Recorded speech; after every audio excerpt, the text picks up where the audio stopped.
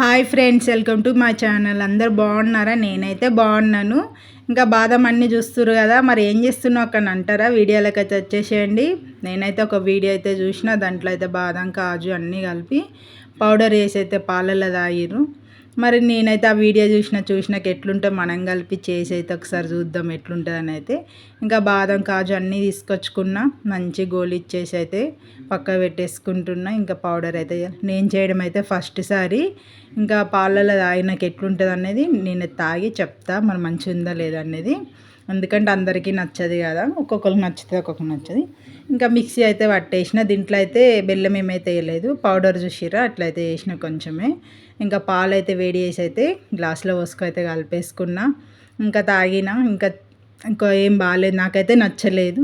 ఇంకా ఆ పౌడర్ ఏం చేయాలని ఆలస్యంగా బెల్లం అయితే ఎదురుగా ఉండే, ఇంకా బెల్లం అయితే కరిగేసేసిన. ఇంకా మినప్పప్పు అయితే అమ్మ తెచ్చింది అయితే ఉండే, ఇంకా మినప్పప్పు గోలిచ్చి పౌడర్ వేసిన. ఇంకా దీంట్లో కొంచెం కొబ్బరి వేస్తే ఇంకా బాగుంటుంది అనిపించింది. ఇంకా కొబ్బరి అయితే వేసేసినాక బెల్లం అయితే కరిగేసిన. బెల్లం కరెంట్ అయితే పోయింది, అందుకని కలర్ అయితే అట్లా కనిపిస్తుంది. మా ఇంట్లో అయితే కరెంట్ వస్తుంది పోతుంది. ఇంకా నెయ్యి అయితే వేడి చేసిన, కొంచెం నెయ్యి వేసి అయితే కలిపేసుకుంటున్నా. ఇంకా లడ్డు అయితే చాలా బాగుంటుంది, ఎందుకంటే మినప్పప్పు లడ్డు అయితే నేను చేస్తాను. ఇంతవరకు అయితే నా వీడియో అయితే చూసిర్రు కదా, వీడియో ఎట్లున్నది కామెంట్ చేయండి. నచ్చితే మాత్రం ఒక లైక్ అయితే చేయండి, సబ్స్క్రైబ్ చేసుకోండి. బాయ్ ఫ్రెండ్స్, మరి ఉంటా.